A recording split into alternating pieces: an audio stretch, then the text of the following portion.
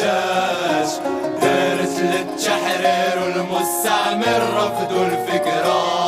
عبد الكريم بن جلون والفدائيون في 44 11 يناير للذكرى، سينا واجهة الاستقلال